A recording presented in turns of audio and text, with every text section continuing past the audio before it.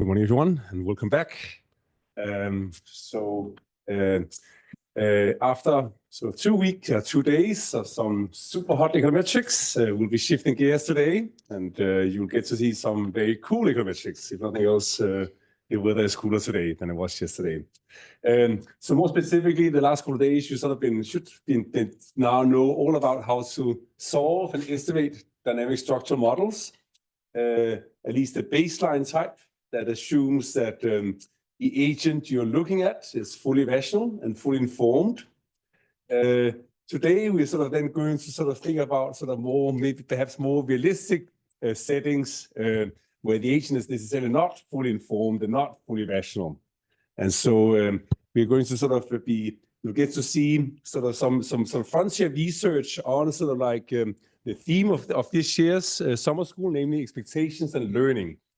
And so so in addition to the core teaching team, we have invited some of the leading experts in this field who will then be teaching you sort of like tailored lectures and also present some frontier research within that theme. So today and then Saturday, we'll have a sequence of invited lectures.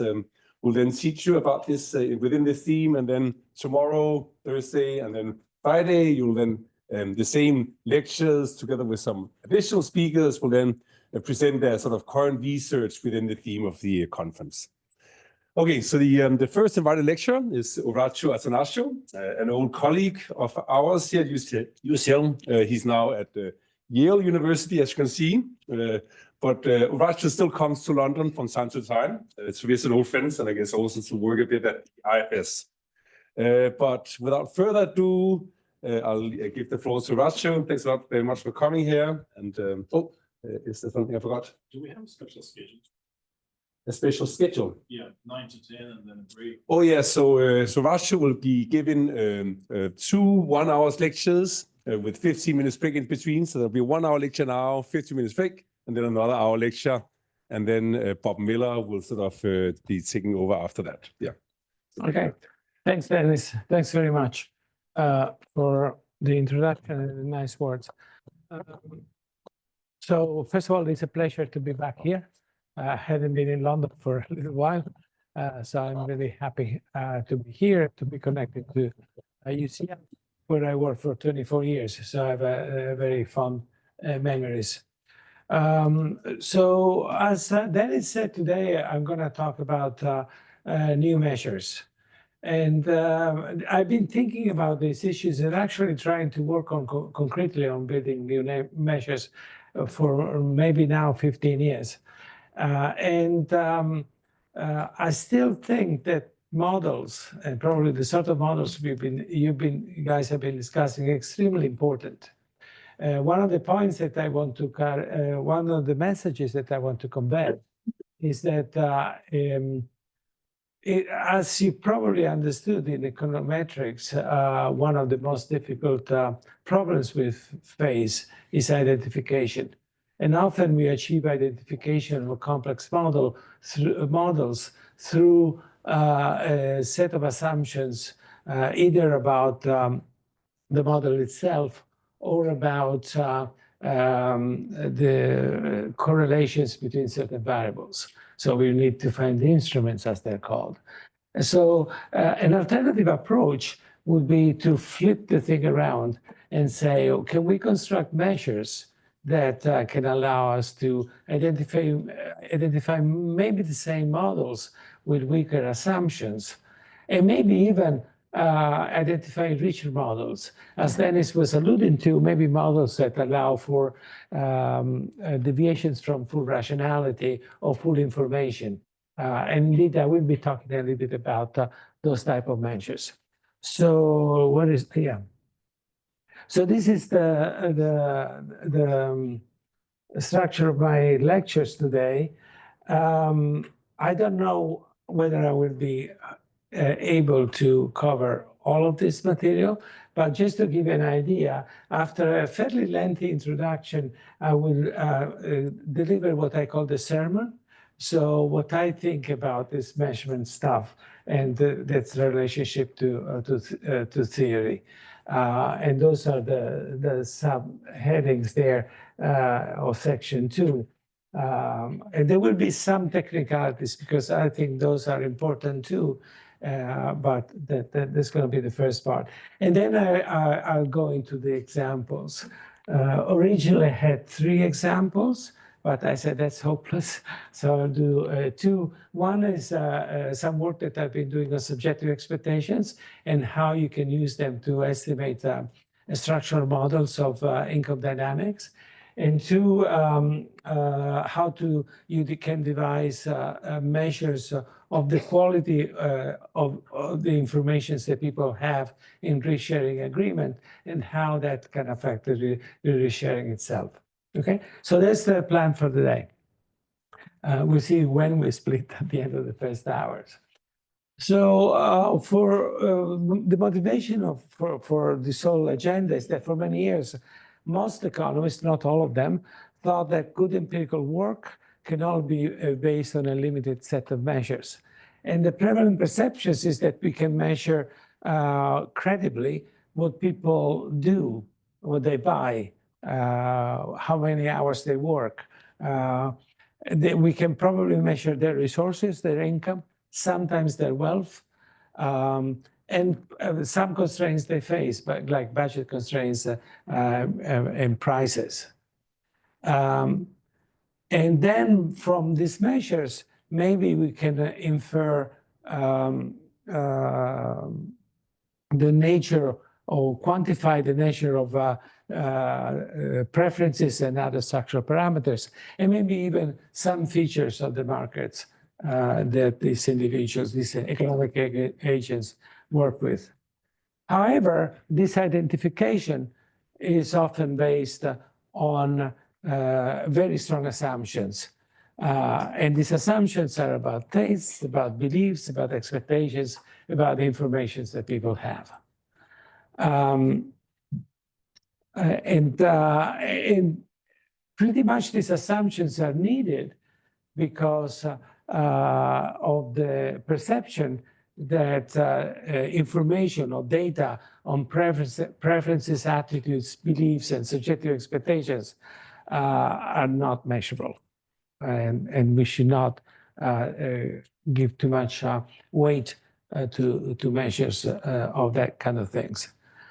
There was a lot of skepticism about questions that pose hypothetical situations and evidence based on stated rather than actual choices.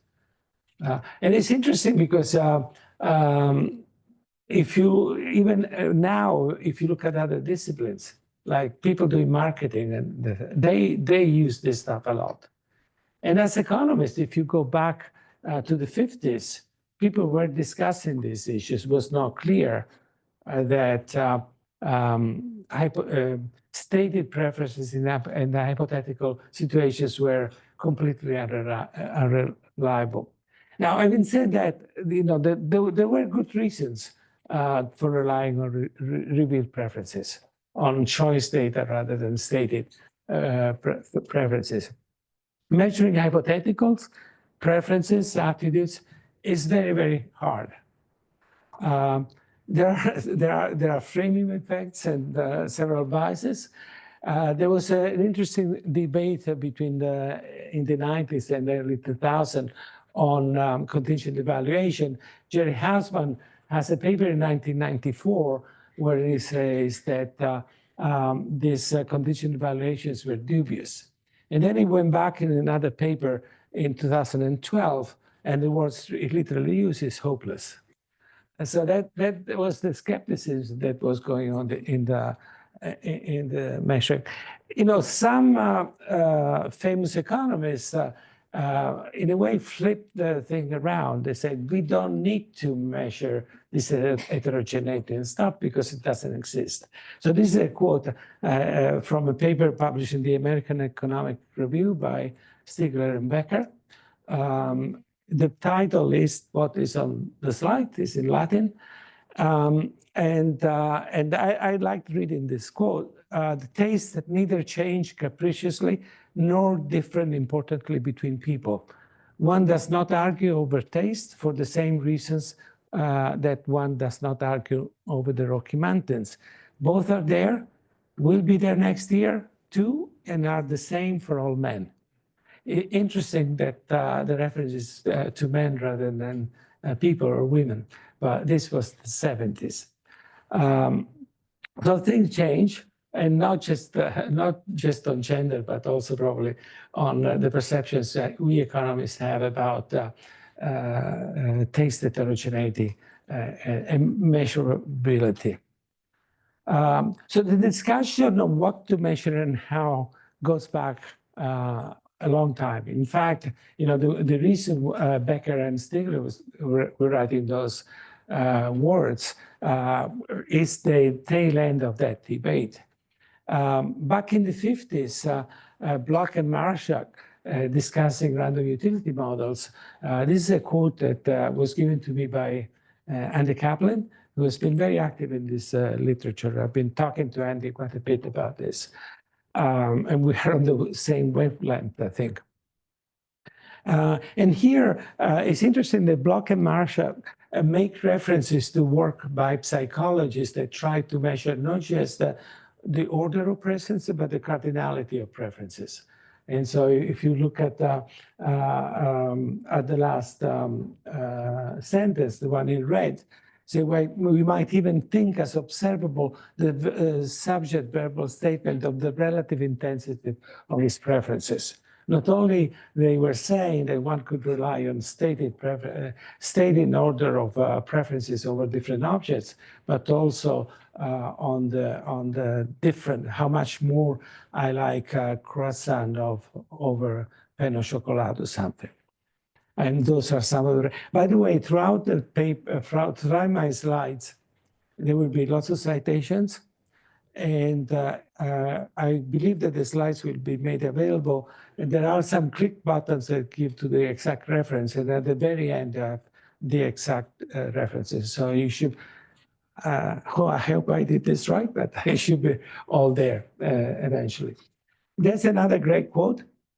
This is Avermont in his presidential address in 1958. This is, I put it there. It's interesting, not to boast, though, the title of my presidential address in 2020 is very similar to the title of Avermont presidential address, which was Theory and Measurement.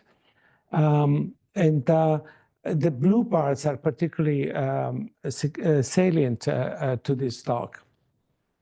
The first one is, I think most of us feel that we could explicitly use explicitly such variables as what people think prices or incomes are going to be, or variables expressing what people think the effects of their actions are going to be. These are subjective expectations, effectively. But because the statistics on such variables are not very far developed, we do not take the formulation of theories in terms of these variables seriously enough. And then he goes on to say it is possible, it should be possible to measure these things. And once, then ways and means can and will be eventually found to obtain actual measurements of such data. So that's, I put that quote there, both because I like it, but also to tell you that back in the 50s and 60s, this was not, what became the prevalent views in subsequent decades was not completely prevalent.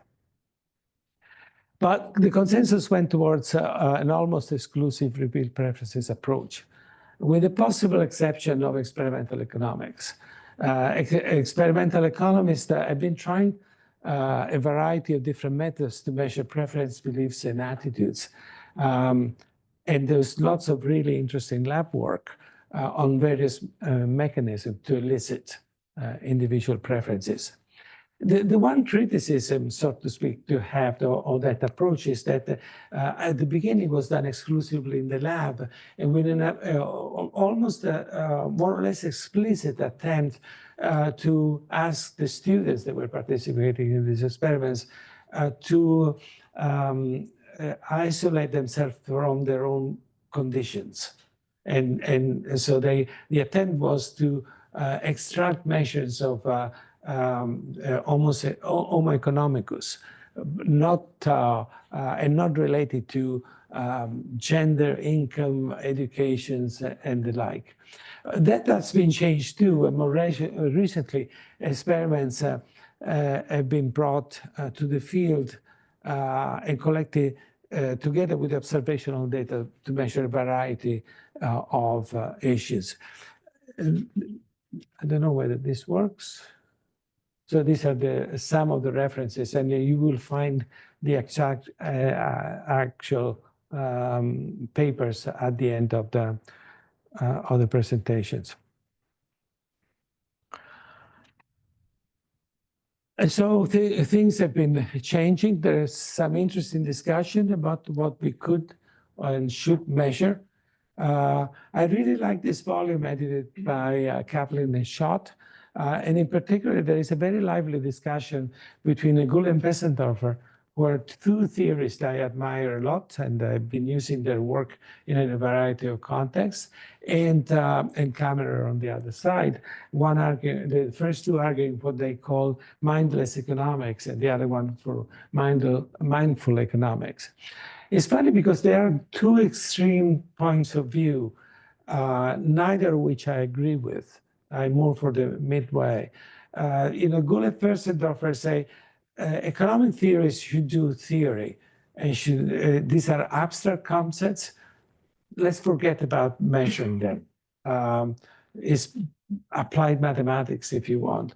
And Kammerer, on the other hand, and say, who cares about theory? We just want the empirics of the same. I'm exaggerating both views, of course, but I think some middle way it might be more promising. And indeed, there are several studies now use stated preferences to model consumption behavior. And there's lots of recent innovations go beyond using stated or in addition to revealed preferences. And at the same time, researchers have been moving away from models that imply full rationality. And so there's all the work on robustness. Tom Sargent has been very strong on that, non-rational beliefs, and models of learning. I'll try to, but the talk I'm giving tomorrow is going to be about learning. It's very preliminary work. There are some parts I don't understand yet, but that's what I'll be talking about tomorrow. And then there is some other innovative work I've been done in terms of measurement, eliciting data on policy preferences, eliciting data on information. Stephanie Stancheva has been doing some really interesting work on trying to elicit the preferences for redistribution, tolerance towards immigrants, and the like, and how to quantify that. Let me see. See, these are some of the stuff that is going on. By the way, I don't know whether I need to say that, but questions and interruptions are more than welcome. I understand it might be difficult to start conversations in this setting with me, with a microphone and the like, but if you do have questions, do ask them. The other thing that has been very prominent is the work on subjective expectations. And Chuck Lansky has been very much behind this one since the late 90s, and has been making lots of progress. I'll talk, one of the examples is on some of the work we've done on subjective expectations, but I think the one thing I want to say here in the introduction, there's still much work that needs to be done. Now, Chuck convinced us that you don't need to ask just a point expectation, and it's very possible and very useful to elicit from people the probability distribution they have in their head of future events. People understand that. Not only that, now what Chuck is doing, which is really interesting, especially if you want to start formalizing the learning models, is measuring how certain people are or their subjective expectations. So you have a prior, and you have some sort of faith in that prior. And that in learning models, if you're a Bayesian, the strength of your belief on the prior is going to determine how much weight you give to evidence and how easy it is to change that. An interesting thing is the fact that these models of these measures of subjective expectations have been used now in structural models. Wilbur van der Klauw and Ken Wolpen have used those to make to study models of retirement choices. Education and occupation choices are relevant. Somebody in this room has been doing some work. I've been working quite a bit on income and earning dynamics models to be estimated with subjective expectations. It's not just that you can estimate more realistic thing. One of the message that we'll try to convey is that identification becomes much, much easier. And the reason is that if you design the questions appropriately, you effectively design and control the variation, and then you can use OLS to do almost everything, or sort of, close to. And I've been working on a paper. I will not be talking about that paper, with Manuel Llano and Maria Cristina Denardi and Margarita Borrella and Gonzalo Paz-Pardo. And we take a very complex model. This is the Autonci, Smith, and Vidangos model of earning dynamics, which is published in Econometric in 2013. They estimated PSID is a complex model because there is lots of selection into unemployment, selection in changing jobs. There is two types of fixed effects, what they call the ability fixed effect and mobility fixed effect.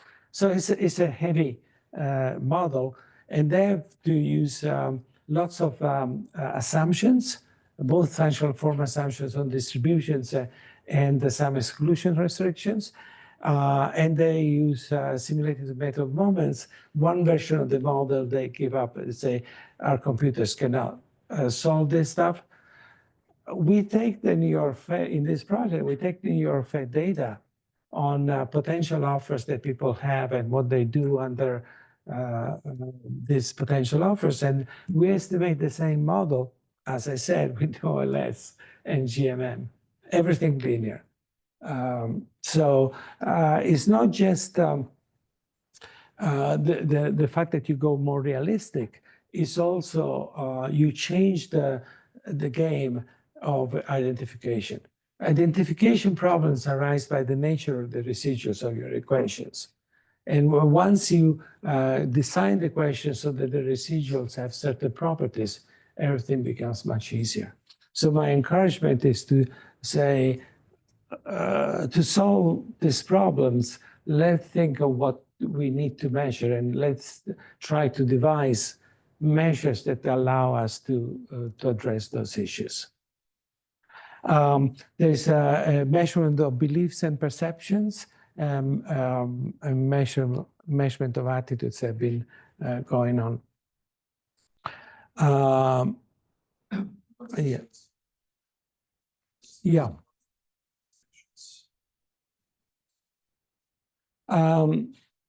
Beliefs and perceptions. So here I'm referring to, suppose you have to make an investment. The work that I'll be talking about tomorrow is investment in children. So stimulations and parental investment. That will depend on your preferences, that will depend on your resources, but also depend about your perceptions about the nature of the process. The production function of skill, the process of skill formation. If you want to put it in easier terms, if you want to invest in a share, it depends on your perceptions of the riskiness of that investment and the expected returns of that investment. That's what I meant there. Okay. So now we start discussing some of the conceptual issues at stake. I should have said this before, but this material is largely based on my presidential address, which was co-authored with Ingrid Almas and Pam Jervis. And so first, what to measure and how. And the line there is that it should be, what we measure should be informed by the economic models we work on.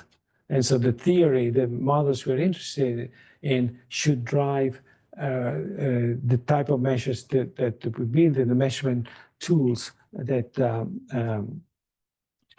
and it might be useful to go beyond standard concepts that tend to measure attitudes, subjective expectations, belief, choices in hypothetical situations. I cited Mansky about the subjective expectations. This term of thought experiments in measurement, Jim Heckman has been using that in a couple of papers. And such measures might allow the empirical study of more complex models and might achieve identification. I was saying this already in words. Then I'll be talking about measurement systems and the importance of measurement error. So those are I think the early part of the slides with some equations. And there, the general message is that measurement error is pervasive and important and should be recognized as such. So starting with an explicit statement about what are the theoretical constructs that enter our theoretical models, and what are the markers, the measurements we have of those constructs can be very, very useful. And then you start facing a number of difficult challenges. For instance, what kind of metric you use? How do you anchor these latent variables when you elicit questions? And the issues of cardinality that is prevalent in many situations, and it's very much ignored in many situations.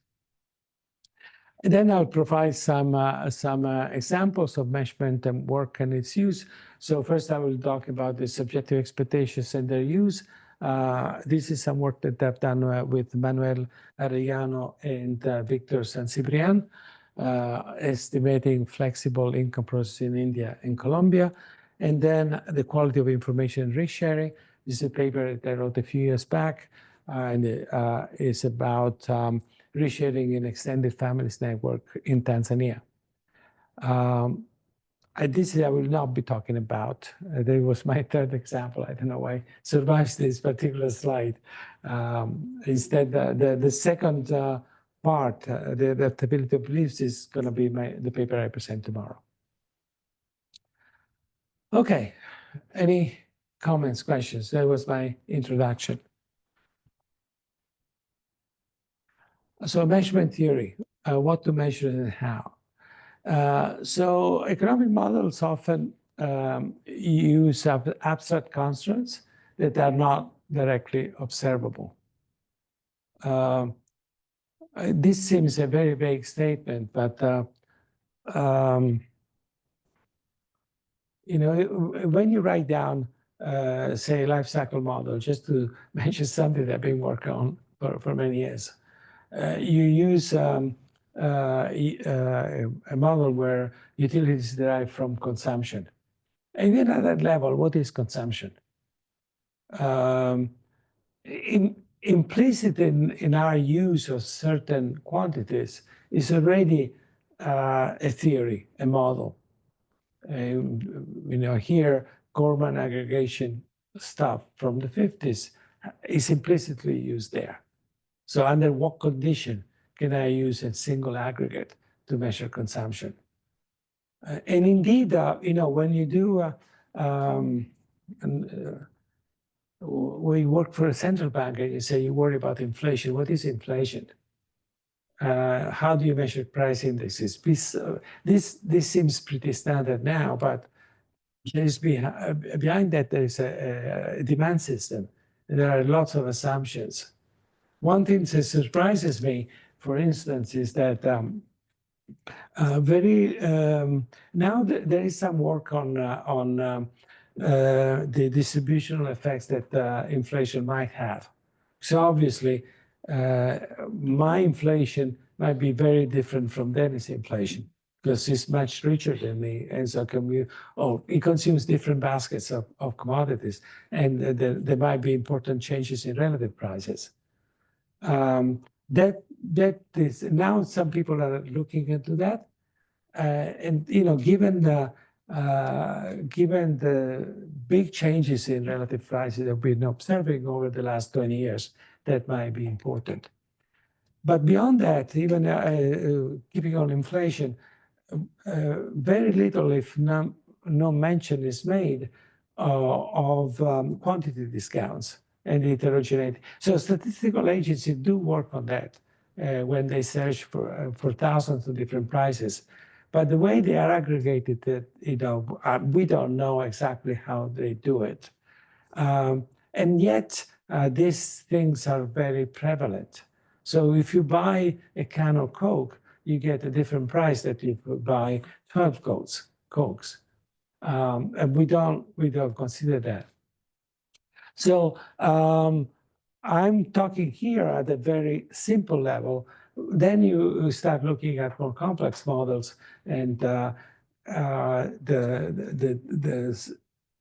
constructs they enter these models might be very unobservables, and might vary depending on the type of models that you're considering. That's why the type of measures that are necessary are driven by the type of models that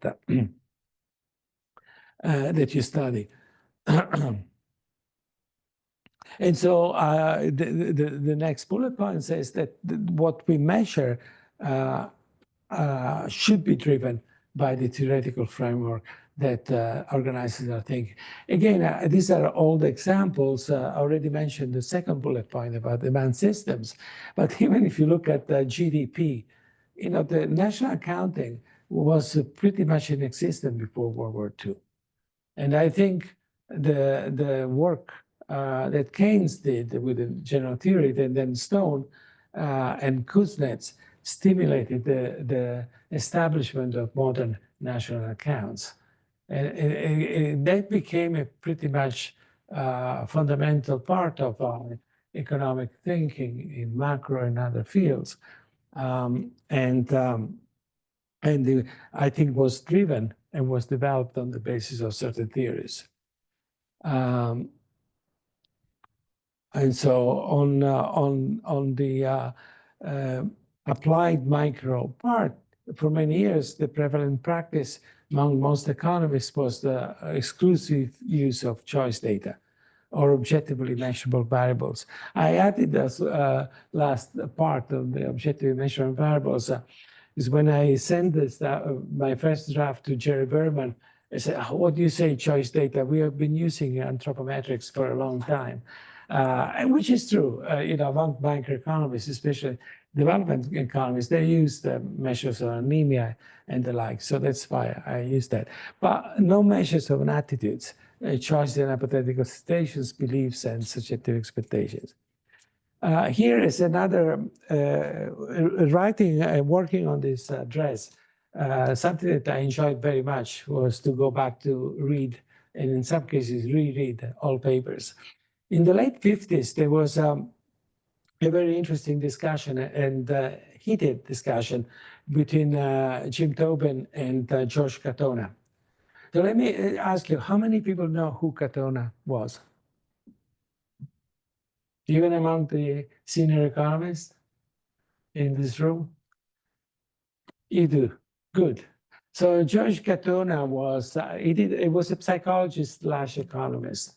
Among the things that he did was the starter of the survey of consumer sentiment, which still goes on today in Michigan. The University of Michigan runs it. And sometimes you see it quoted in the New York Times, the survey of consumer sentiment, saying that the consumers in the US are very pessimistic and all that. And he was proposing the use of the sentiment, these intentions that people have. And they ran a survey about,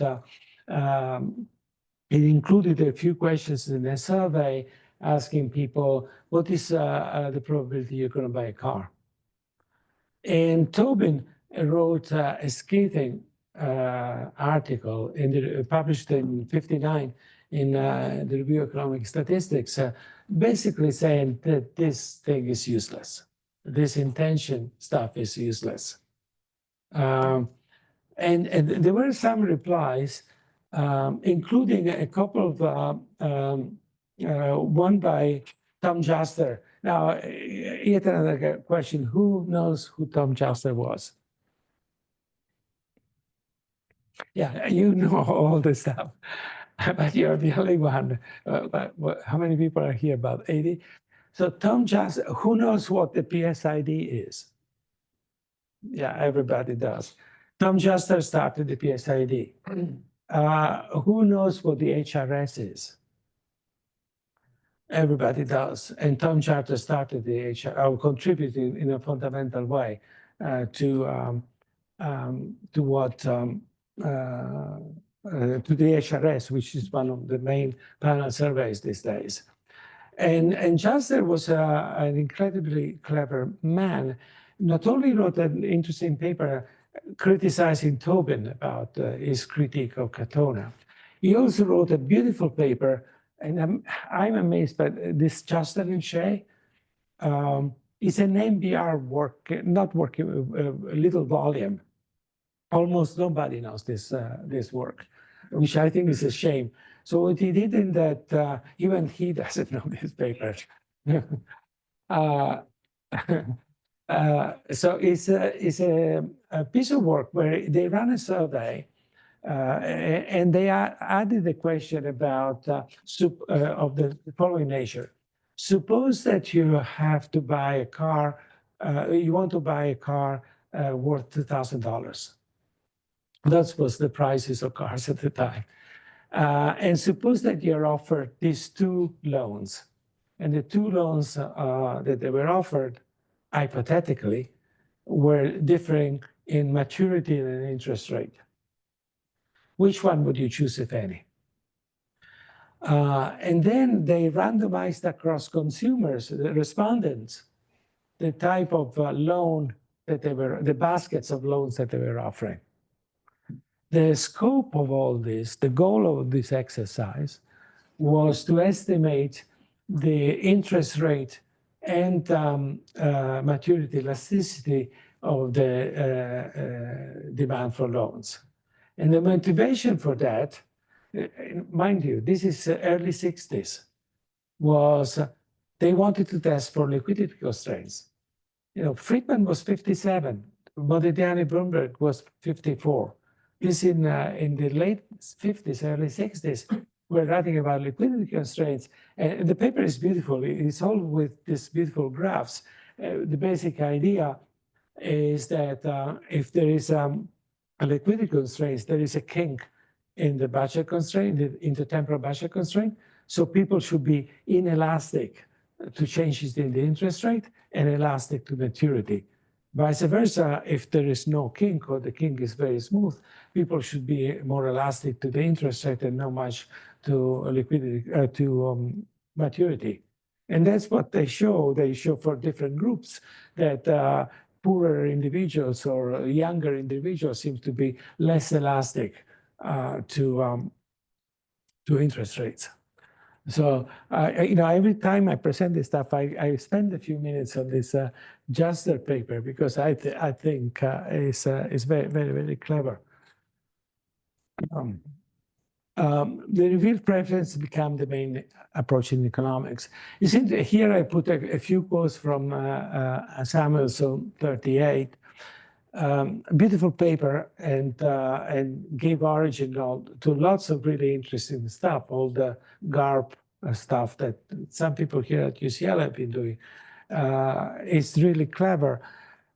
It's interesting that the motivation seemed to be, we don't have data on this, so it's very difficult to do that. So what kind of assumption do we need to do that? And then in the profession, this argument got flipped. And you say, oh, we can only rely on people. So it becomes a statement that we only relied on choice data. So let me skip this. Well, Chuck Mansky in 1990 wrote a paper that he was moving away from this approach, and he argued that the issue is not what is being measured, but how. What are the specific tools and questionnaires that are being used? And he noticed that intention data, while not used much by economists, are widely used in other disciplines. Marketing is the obvious thing. And I really much appreciate this because now I've been running surveys around the world for maybe 20 years, and if not more. And it is not easy.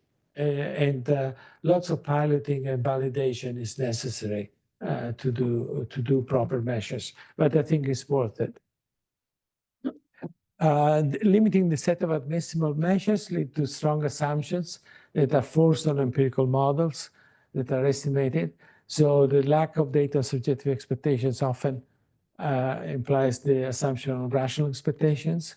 The lack of data on subjective beliefs about the return to investment often implies assuming that people have perfect knowledge of the relevant process. This was the stuff about perceptions. Now, I've been doing quite a bit of work on child development, and you write down a model of parental investment, and you assume, people often assume that parents know the process of child development. I got 2 children. I had no idea when they're little what is the best thing to do with them, and you learn stuff. The lack of data on the quality of information in networks or extended family often implies assuming complete information. And so more generally, the use of data on subjective expectations and choices and counterfactual changes the nature of the residuals of your equation, and therefore makes the identification much easier. Yeah, I'll talk about this later. So once you go and you're clear that you want to measure latent variables that are not observable, you have these markers of these latent factors, and then you can get data. You can construct measures, but they need to be validated. And I think the use of these new measures in conjunction with standard choice data is very important for the validation.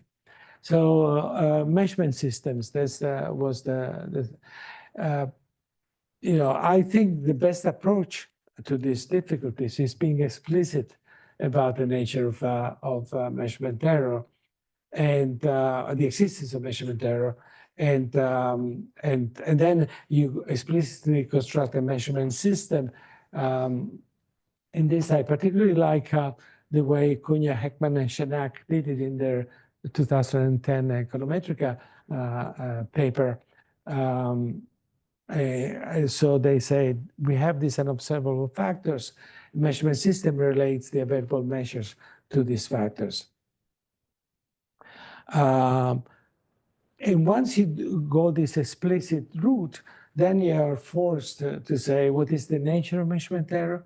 Is it uncorrelated across measures? What is the metric that you use for these unobservable factors? Is that comparable across different contexts and different times? And these are become, they are not trivial issues and become relevant. Suppose you want to measure how a child develops. Then you need to compare the score that you get at age 2, at age 3, at age 4. So the metric becomes important.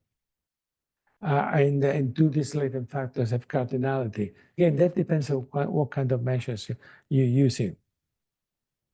And some of the challenges can be tackled with designing questionnaires and how they are implemented. And I'll refer to that. Now, suppose we are studying child development in the early years, and suppose we assume that child development has 3 dimensions, could be more, but when I talk to my friends that do child development, they would cringe upon aggregating cognition and language, but we do it. And so one is this first construct, the other one, we economists often refer to non-cognitive skills, which I really come to hate that term. I prefer to call them social-emotional skills. And I think it's natural to distinguish what we refer to as internalizing and externalizing social-emotional skills. Internalizing being the ability to focus, the drive that kids have, grit. Externalizing is the ability to socialize, to work as a team, and the like. Those are different virtues that people have. And so we can represent the system in this fashion. The theta, do I have the theta here are the factors you are interested in. So there are a big J of them. I and T, I is the individual and T is the time or age. And K is the measure. So for each of these, you have a bunch of measures. Alpha and betas are parameters that you might want to estimate. So what you have, your data, is a set of measures. And what you want to estimate are the alpha, the betas, and the thetas. You don't observe the thetas.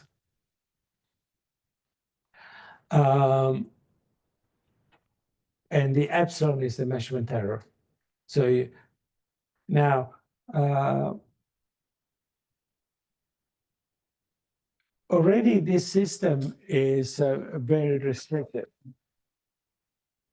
The way I wrote it, each factor loads might be loading only on one measure. So you have the ability of the child to perform a certain solve a mathematical problems like 2 + 2. And we say, okay, that is driven by cognition, but not by other factors. So this is what is in the literature is called a dedicated system. Now you don't necessarily need that assumption. You might have some measures affected by more than one factor, but for identification, you will need some exclusion restrictions. So already you're imposing some structure. The availability of then you need some independence across the measurement errors. So you need at least 2 measures whose measurement error is independent. Typically, it's assumed that all the measurement sensors are independent. And you can see how this is going to work, right? You don't have a certain theta, you have 3 measures of that, you take the average and the measurement error washes out. What are the alpha and betas? The beta is what is usually referred to as the loading factor, and it measures the saliency of a certain measure for a given factor. So if I measure, I said before, mathematical abilities, that particular test might be very salient for some aspect of cognitions, but maybe not much for how fast the kid runs or other skills. The alpha measures the level of difficulty or this discriminating factor of certain measures. So if suppose that my test is the ability to suppose this is a binomial 0, 1. So if you solve a problem, it's 1. If you don't, it's 0. So you want the right-hand side to be positive. Now, if your alpha is very large and positive, that means that test is very easy. So almost all the kids will do it. If the alpha is negative, it will be a very hard test. So only kids with a very high theta will do it. So those are what the role played by the alpha and beta. The alpha measures the location of these measures relative to the factors you're doing, and the beta is the saliency, is the variability, is the scale. Now, you cannot with enough measures. You don't need to make an assumption on the distribution of the theta to identify this model. And by identify the model, I mean identify the alpha and beta parameters plus eventually getting estimates of the theta for the individuals. So I'll give you a bunch of measures, and this individual is that's the score for that individual. However, often people make assumptions about that to simplify that.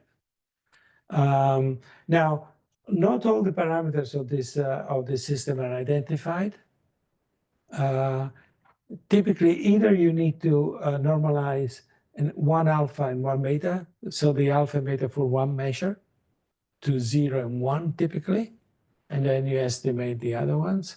Or what people do, and when I say people, I include in that definition some of the scoring algorithms which come with standard test. They normalize the mean and the variance of the unobserved factor. Personally, I don't particularly like. They're equivalent. You can change one into another.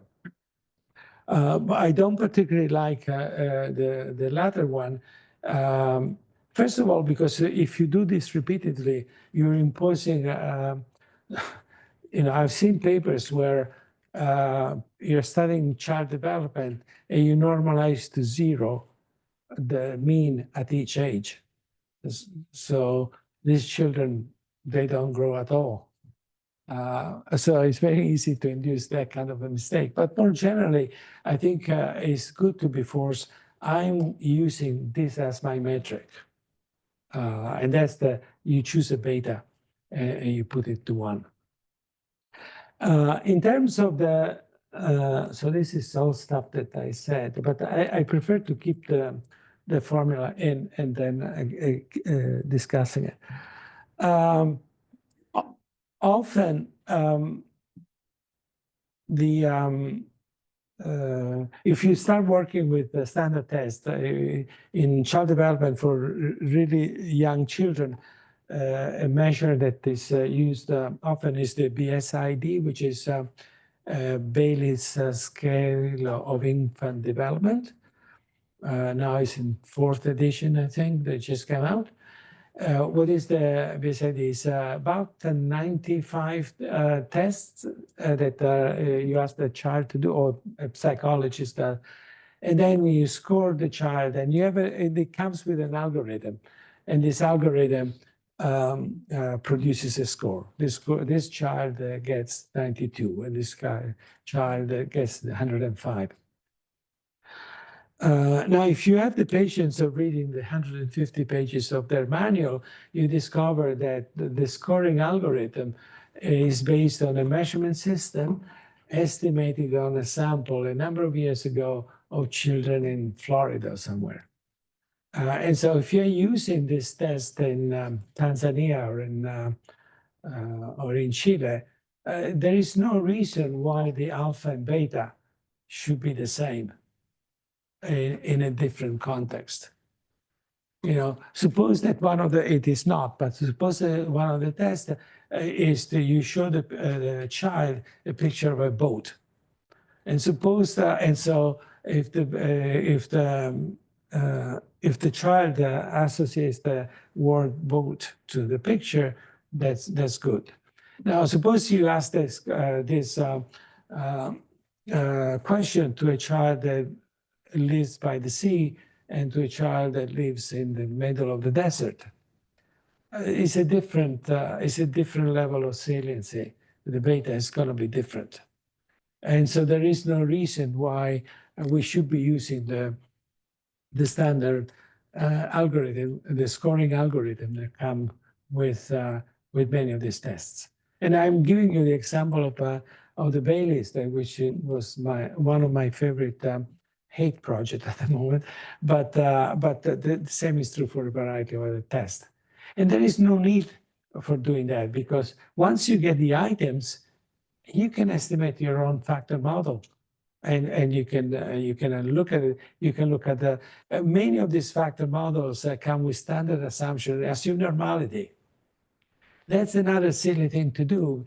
And let me give you an example. Suppose that you really think that the cognition is normally distributed. I mean, it's not a bad assumption.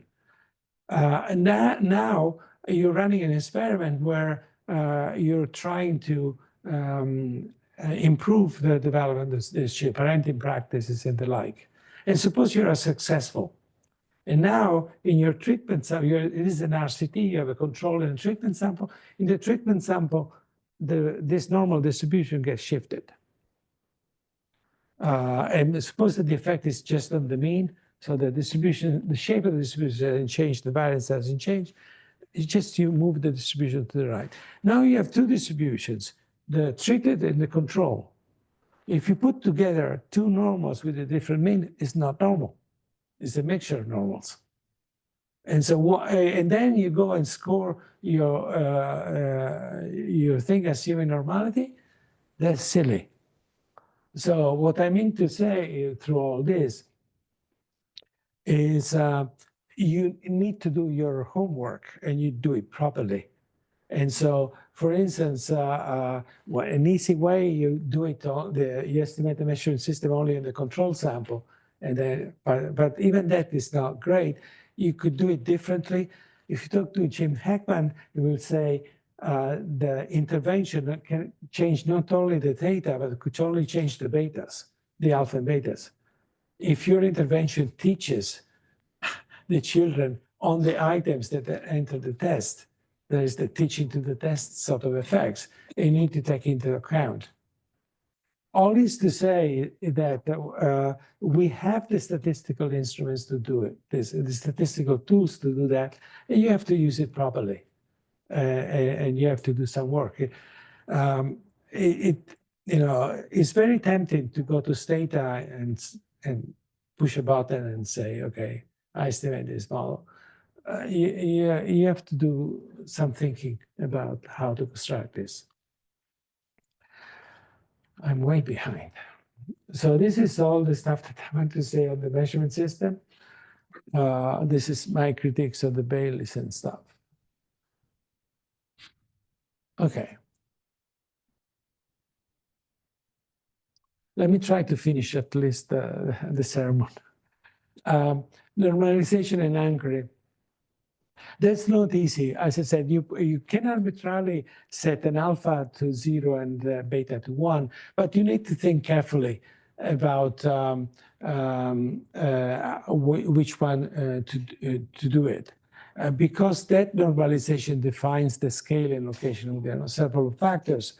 What do you want to use? The height at age 2 or wages at age 22?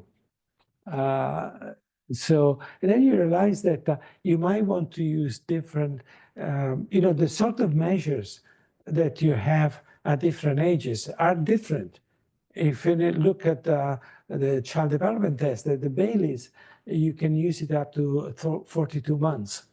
When the child gets to 48 months, you use different type of tests.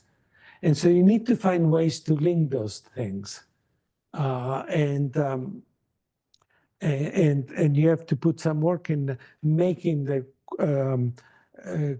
the normalization in such a way that the measures are comparable over time or across different contexts, different regions, different countries. And so that's quite important, especially if you want to evaluate the size of impacts achieved by certain interventions. That could be quite important. There's a nice paper by a series of papers by Agostinelli and Wiswell that have looked at these issues. The latest version of that has just came out in the JP. Of course, I have a paper here is an NBR working paper, and we discuss at length how to bridge across different ages on this stuff. Okay. An example that is close to my heart, something that I'm working on now with Emma Fitzsimons and Xin-Hao Ye, is using the Millennium Course studies in the UK. This is a beautiful data set. It's got children born in 2000 and then observed at age 3, 5, 7, 11, 14, and 17. These are the same kids. And you follow their development. Now, here's the problem. So you get a bunch of sex at age 9 months. Then at age 3, you get this test. And at age 5, this test, at age 7, etc. You can see that you can link age 3 and 5 because they are similar scales. And so somehow you can match them. And then you can link 5 and 7. And so at that point, you're linking 3, 5, and 7 on a comparable scale. But then when you try to link 7 to 11, there's no commonality here. You don't have the same measure. And so how do we link it? And even the link between 11 and 14 is this Cambridge gambling task. To me, measures more risk aversion than mathematical ability, but that's another issue. What we've been doing now is to get a different data set, to get a relationship between things that are here, and then link it that way. But you can see that even in data sets that are among the best available, this issue of scaling in a comparable and fashion, so you get a pattern that is interpretable is difficult. Last thing, very quickly, when you do data collection, having in mind your measurement system and the properties that you need can be very important, because then you can design the implementation, the deployment of your data collection guys in a way to satisfy, or likely to satisfy, the assumptions that you will be needing in your data. For instance, one thing that you need is that the measurement error is independent. Then what you do is to assign different surveyors randomly across different measures.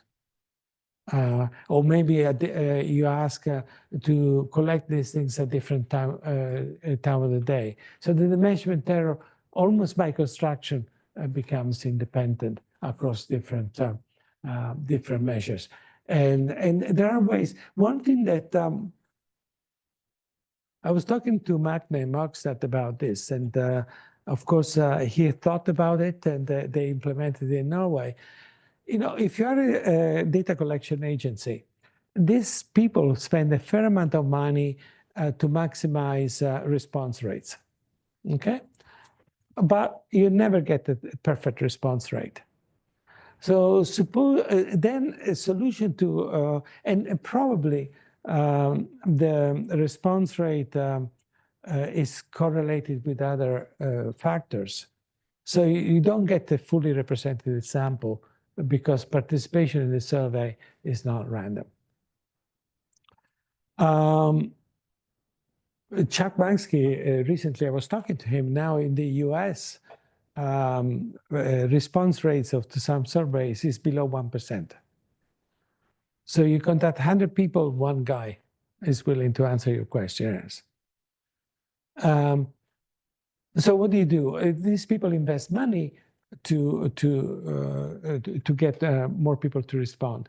Now, suppose a potential strategy that would allow you some identification is to randomize the amount of money you spend across your respondents. So at that point, you can model, you construct an instrument that by construction is a valid exclusion restriction and is random across people and makes some people more likely to answer than other people. And then you can model, especially if you're sampling for administrative data, then you have some information and then you can do that. And, you know, Magne with some people in Norway, they actually did that. But I don't know of any other situation that it was implemented. But that's an example where you can think of ways in which you actually implement surveys to address to get measurement systems that satisfies the properties that will allow you a proper inference. Okay, I'll stop here.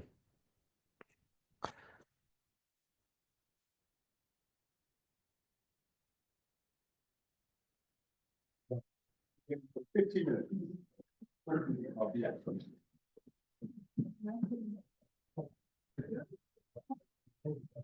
Hello. Nice to meet you. I was just sorry, I was part of my confusion. Are we in the setup in the system you set up? What about data can you identify? You can't see what about data will you be able to identify if you keep making these assumptions? Can you ever see data IT? Yes.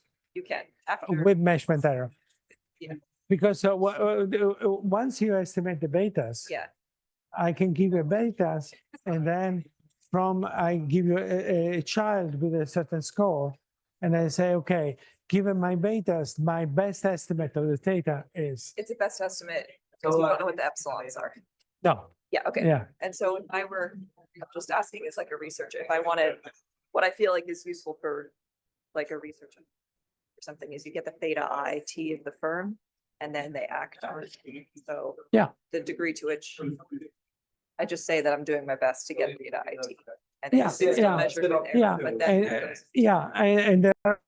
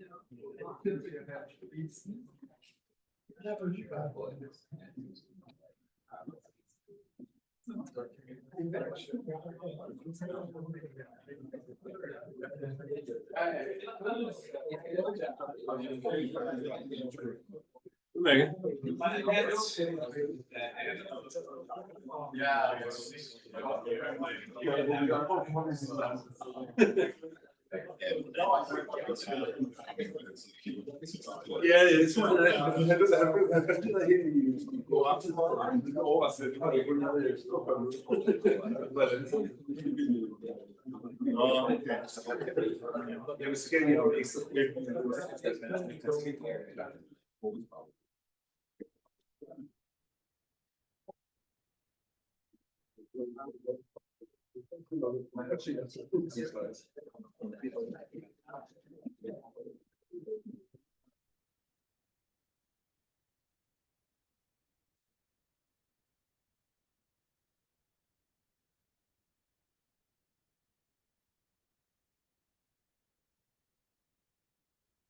Okay.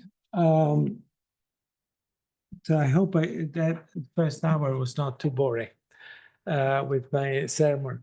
But now some concrete example. The first one is the subjective expectations. And this is based on work that I've done with Manolo, Sam, and Victor. The paper, I think, exists as an NBR working paper. And we're actually revising it for a journal. So any comment would be welcome. Can you hear me now? Now? Yeah. So that's the paper. So as I mentioned in my first part, the data on subjective expectation has become relatively common around many countries, following the path-breaking work of Lansky. And I mentioned before the New York Fed survey, which is a great survey. Maybe not coincidentally, several of the people that designed it were Chuck students, so it's very well done. And one of the first points that one can go beyond point expectations and obtain the subjective probability distribution of or the CDF at the individual level. That's very feasible. And it's also possible to elicit conditional expectations of future events. And so the New York Fed data is a good example.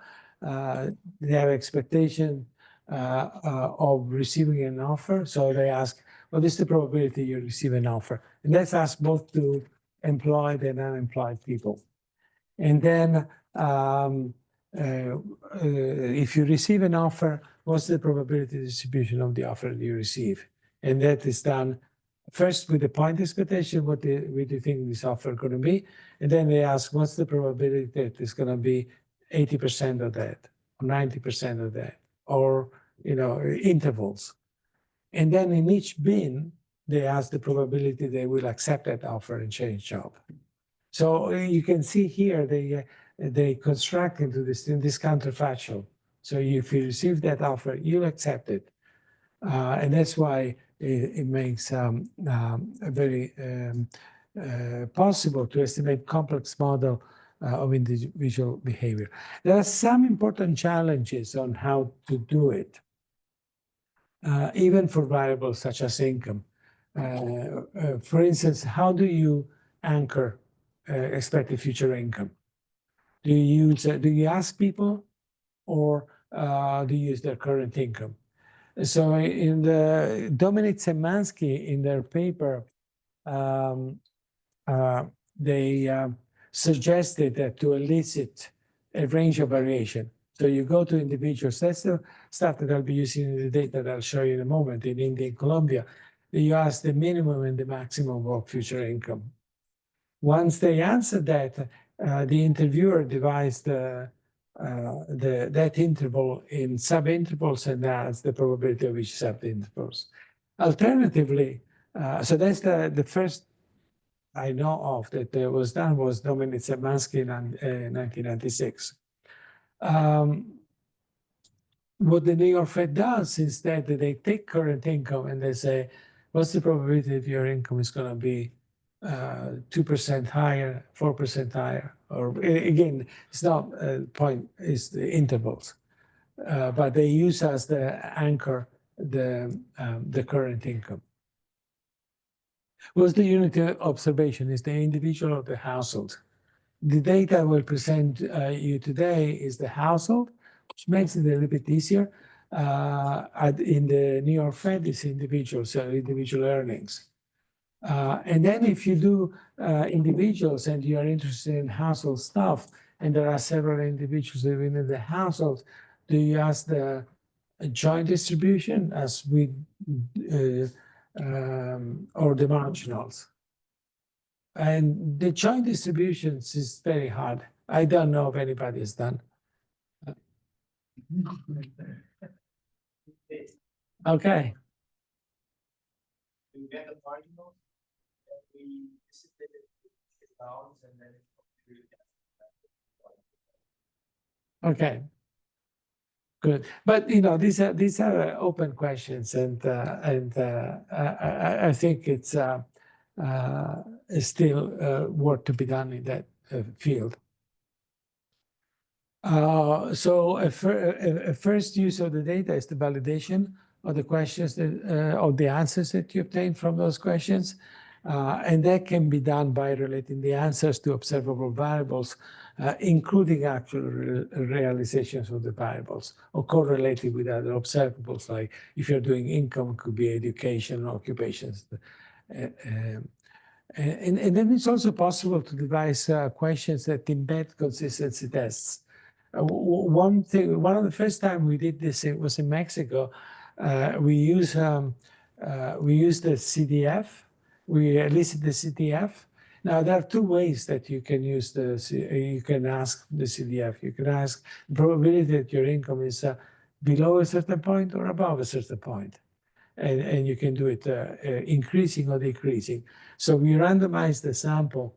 One half the sample we asked one way, and the other half we asked the other way. And if the thing makes sense, they should average up to 1. And they did in the case of Mexico. This is not to brag about that, but what I mean to say is that when you design the questions, you can try to embed in the questions some consistency thing. I think the existence evidence is that it's possible to obtain meaningful answers to questions posed properly. And unfortunately, one thing that I learned doing research in different parts of the world, there is no method that works everywhere. And so the type of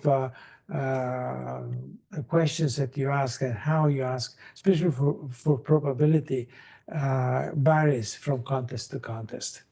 My experience is that in general, a frequentist approach is the one that works the best. In the beliefs about child development, the stuff that I'll talk about tomorrow, we'll ask, what is the probability? We want to ask, what's the probability that this child will say these words in a year time? in our experience, the best way to ask that question is imagine there are 100 children like this. How many will say that word in 12 months? And people understand that reasonably well. If I had more time, I will tell you some funny anecdotes about this, but some other day. It is very important to do some training, quote unquote, on the respondents. So if you ask probability questions, you might want to ask, explain what you mean by that, and then say, suppose I want to ask, what's the probability tomorrow is going to rain? Or what if in the next week it's going to rain, in the next month? And then you can guide them. So for instance, if you say day, week, month, the probability should be increasing or non-decreasing. And then you go on and ask the real questions. And so once this data are available and you convince yourself that they make sense, then it's a good opportunity to estimate more flexible model. And therefore, as I mentioned before, from an econometric point of view, they can provide identification of simple and complex model under which weaker condition. And the additional information that you're using for identification comes from the fact that future and current variables are different objects, changing the nature of the residuals. And the same logic applies to when questions are about conditional expectations are available. So the example is a simple model of a household income taken from the paper with Manol and the others. The data come from both, we collected the data in two different locations. One data set comes from India and one data set comes from Colombia. For India, we use data collected for the evaluation of a microfinance intervention, which were loans for cows or buffaloes in Andhra Pradesh. There were two waves of data that were collected in 2008, and a bit over a year later in 2009. There are 774 households living in 65 villages, and this is a balanced sample. This data, I have a paper with Britta Osberg, it's published in Economica, and we confirmed the soundness of responses to the income expectation models. I will show you a couple of graphs from that paper that show that. The income expectation question refers to total household income a year from now. Okay. For Colombia, again, was the data collected for the evaluation of a conditional cash transfer program, which we did in Colombia. The program is called Familias en Acción. These are households in CISBEN 1. CISBEN is the first principal component of a number of variables that do poverty, they indicate poverty, and is used by the Colombian government to target all welfare programs. So once they compute this, so they go to a household, they have the score, and there are 5 cutoffs.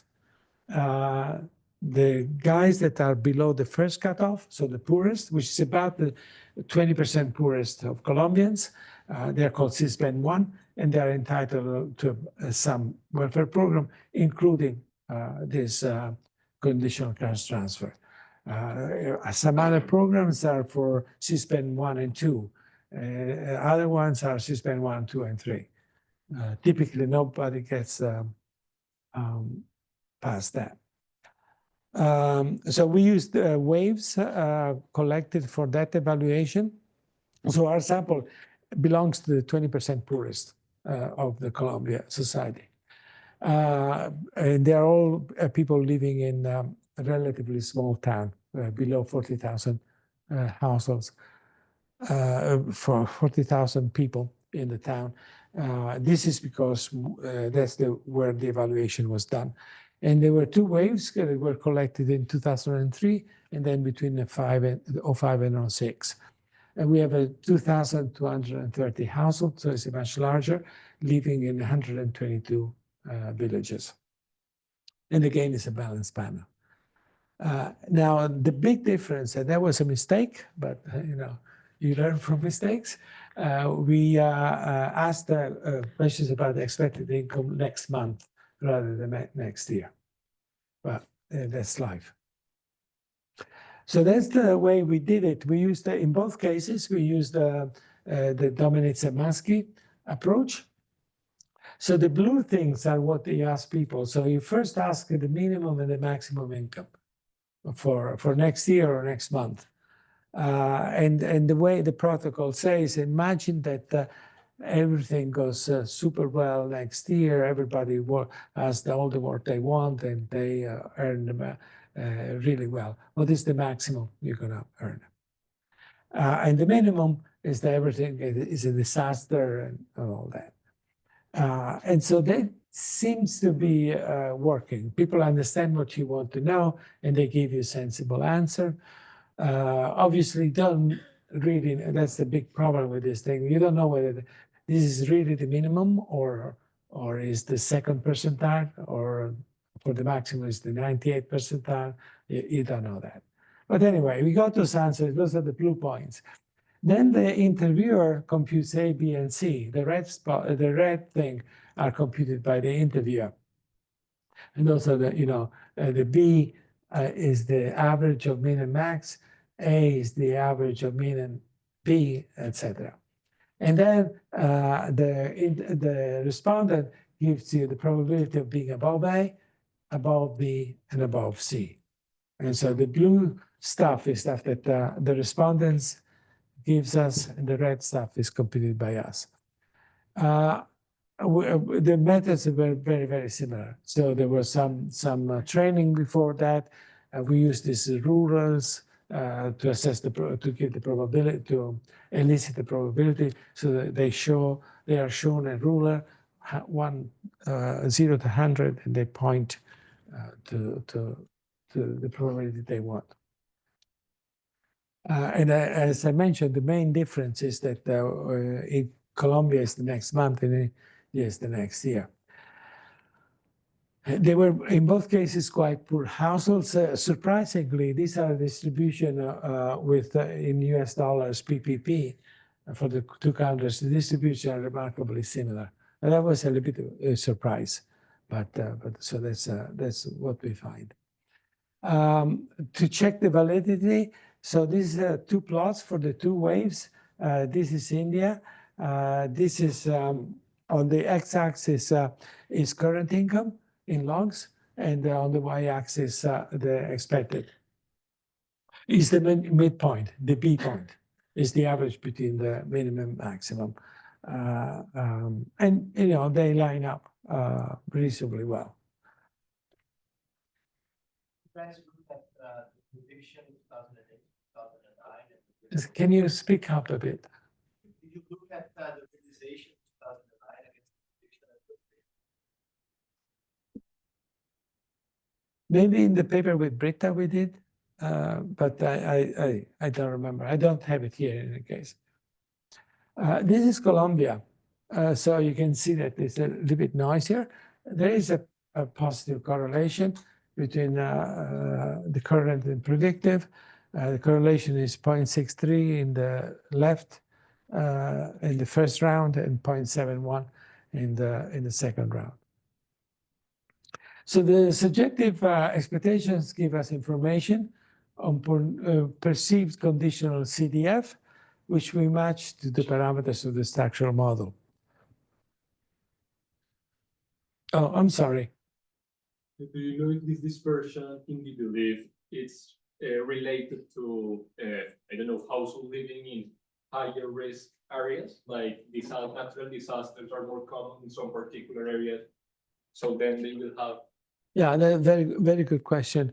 In the case of India, as I'll show you, we try to, so they live in a relatively small is like 2 or 3 districts in Andhra Pradesh. So it's relatively small area. And we live in 60, they live in 65 villages, and we try to get information on whether rains over in these things. They're very much correlated in close, and we try to model the actual because of their income. In the Indian case, it's mainly agriculture, so it's very much linked to rain. But there's not much alteration. So we keep it, given the nature of the data, we cannot identify much there. In Colombia, is more dispersed. The 122 is not representative of Colombia. It's 9 districts of Colombia, and all the relatively high altitude, although there is some variability there. We put it in relation to shocks, and I'll show you the results in a little while. But we didn't get any aggregate sort of risk there. But this can be done. And actually, I think it's an interesting way to combine this type of data with let's say, the rain data or other sources of data. So the household subjective probability distribution for log future income is this expression here. So R is an arbitrary point. So the CDF of R is the probability for household I, given the information they have, that their log income is below that level R. The survey elicitation process yields a noisy measurement, which we call PJIT of F IT RJ. So the J is the cutoff point, is the A, B, C in the previous picture. I is the household, and T is time. So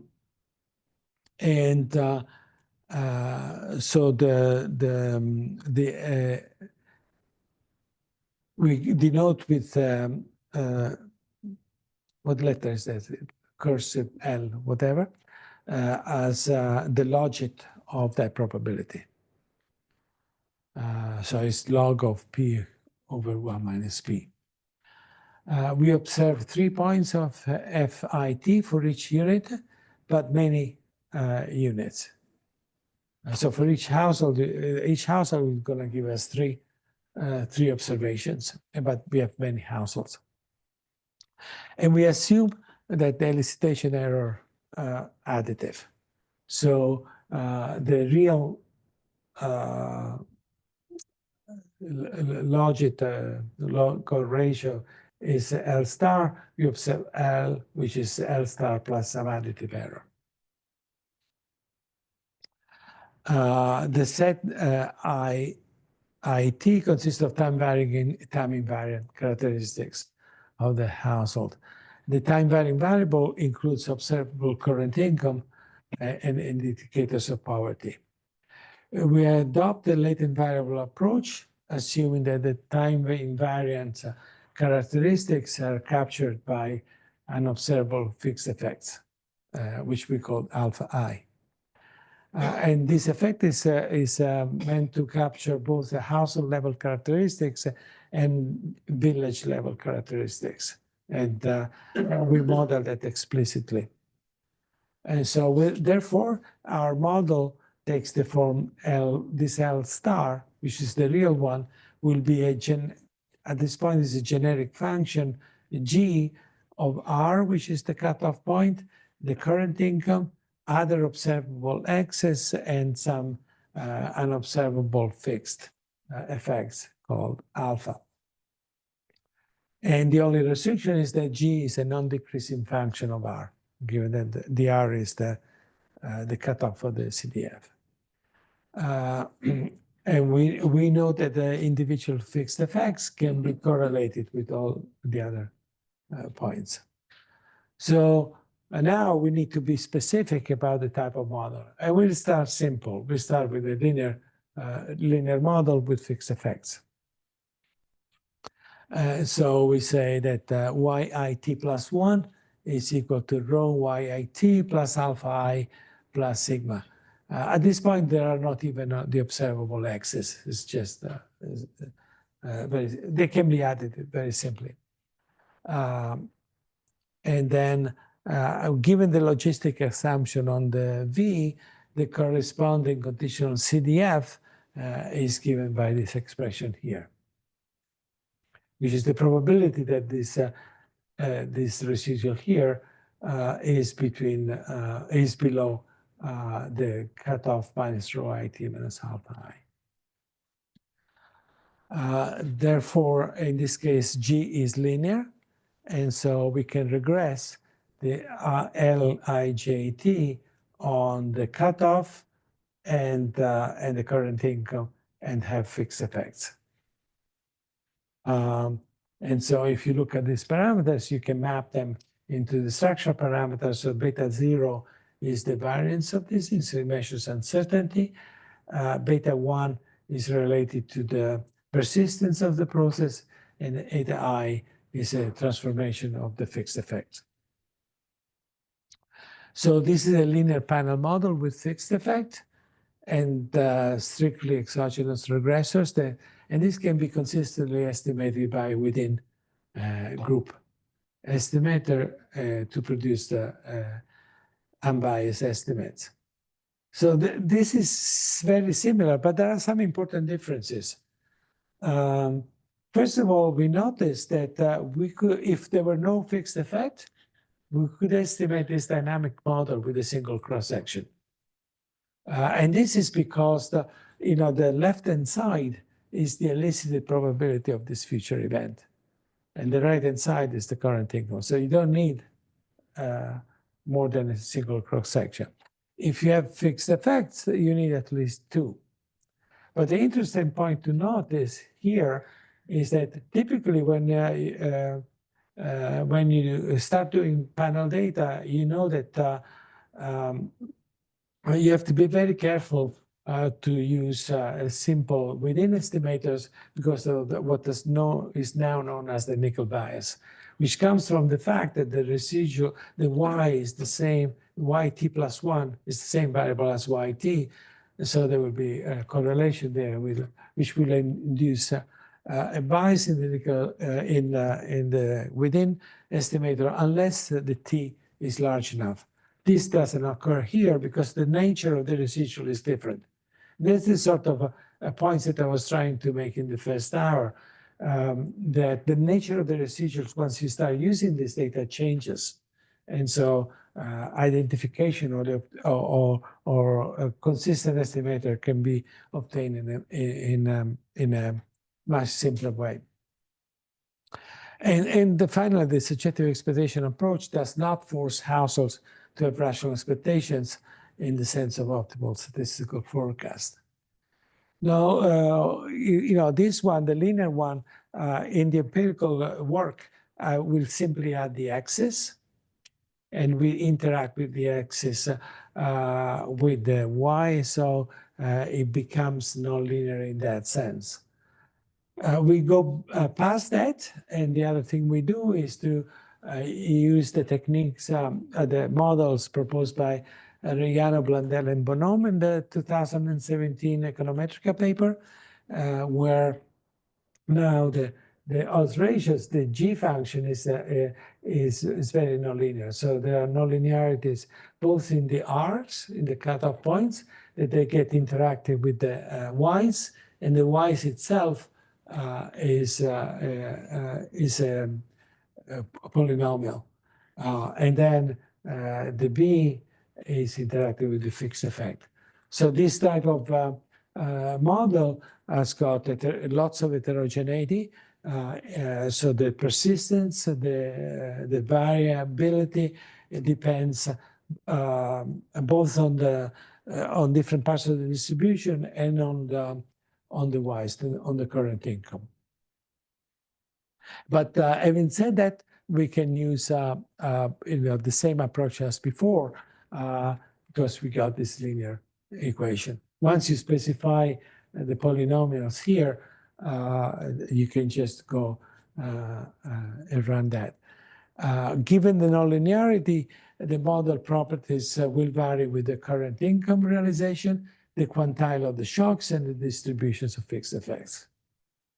And so we report, besides the parameters, to make the interpretation of the results clearer, we report interquartile ranges, we report the Boley-Kelly measure of skewness of different quantities, and for persistence, we report this derivative that is what ABB proposed, which is the derivative of quantile tau with respect to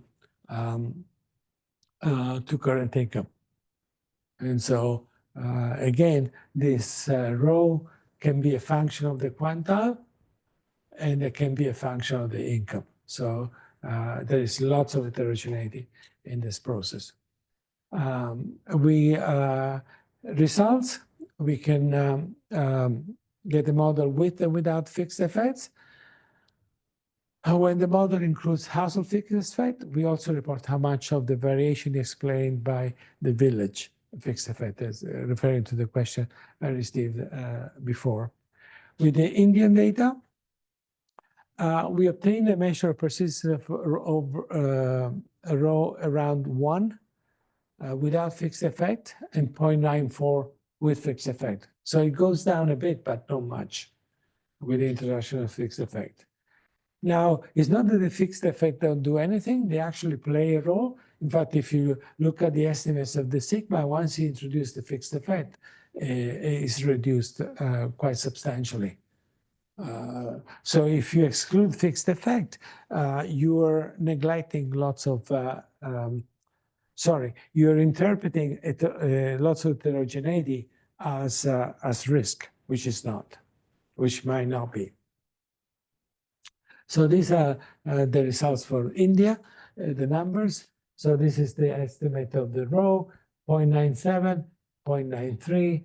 The estimate of the, once you introduce the fixed effect, the estimate of the sigma goes from 0.56 to 0.31. These are logs. So it's from 56% to 31%. These are the interquartile ranges. This is the variability of the fixed effect at the individual level and at the village level. So there is quite a bit of variability in the fixed effect and across villages. And yesterday at dinner, Aria was telling me that our estimates of measurement error is quite high. So for the Colombian data, when the model includes household fixed effects, we report quite a bit.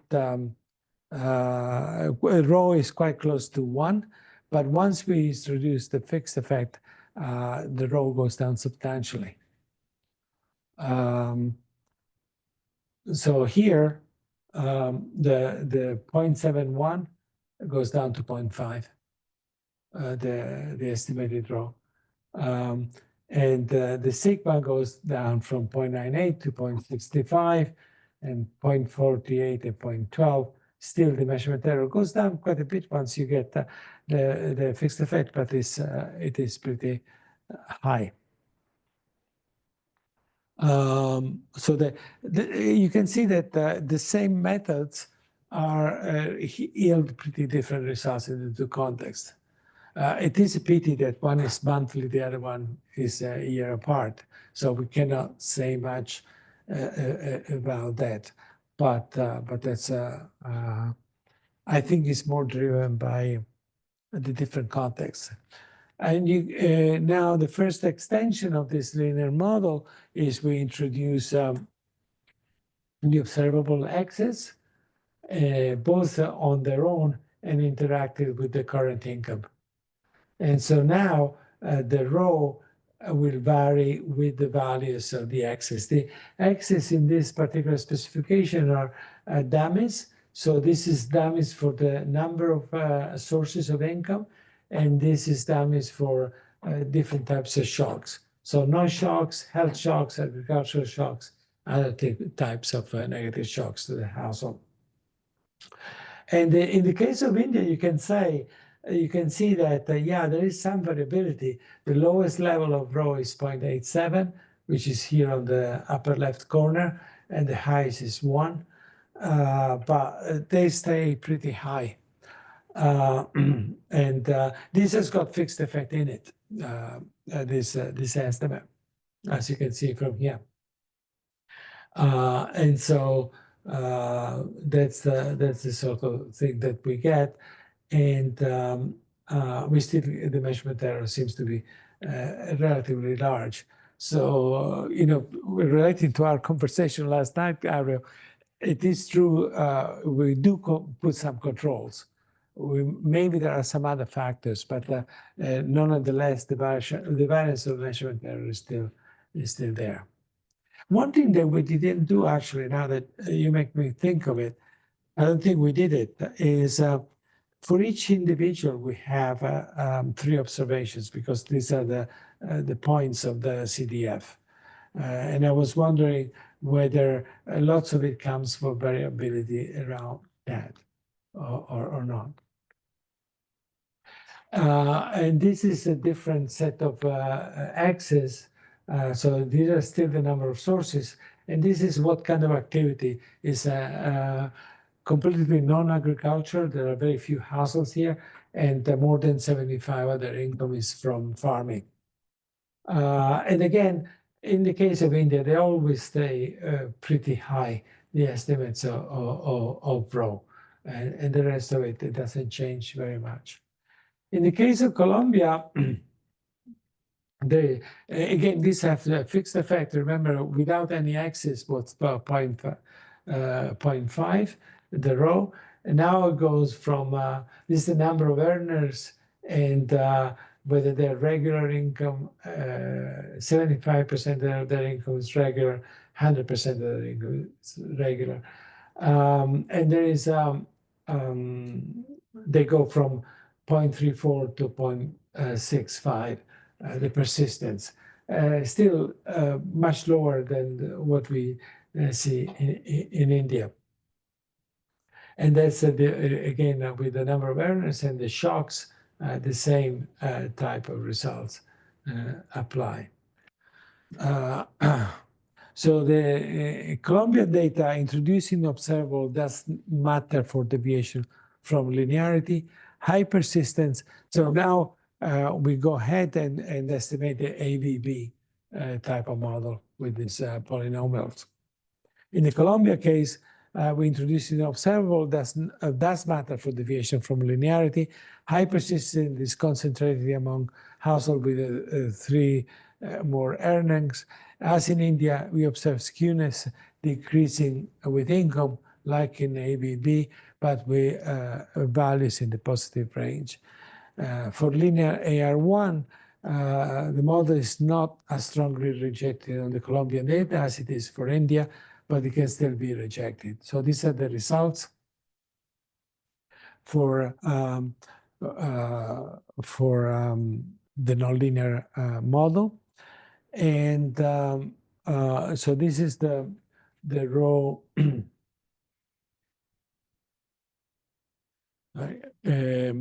for the 25th and the 50th and the 75th percentile.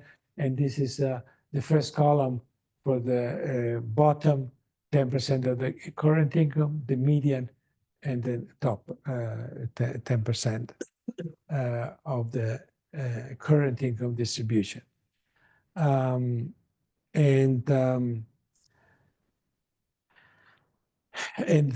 I mentioned before, there is some variation in the rho for India, but still pretty much high. What is lower is for the poorest, currently poorest on the high the side. And that's how the distribution moves with a different level of current income. So the dotted lines are assuming Gaussian, and you can see that the estimated ones are different, and they move depending on on the current income level. And these are how the persistence varies, the estimated persistence varies with the current income and different deciles of the distribution. So the 90s is in India is if you stay below the median and at low levels, is substantially away from one. But at the bottom, for the 10 decile, is or even the 25th percentile is very high. These are the results from Colombia. Now there's much more variability in the rows, and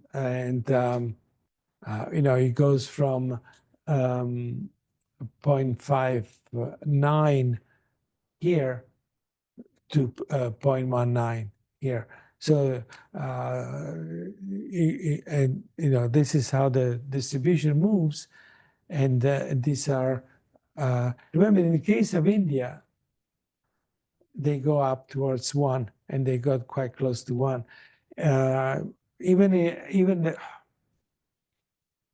Even the green line here for the 90th percentile is, you know, almost always above 0.5.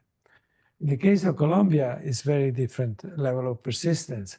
So the highest you get is 0.6 or something for the lowest percentiles of the shocks, while but and it's pretty flat. It doesn't depend very much on the current income. Okay, so those are the results for this paper. How much time do I have? 15 minutes. 15 minutes. Remember 11:15. Okay.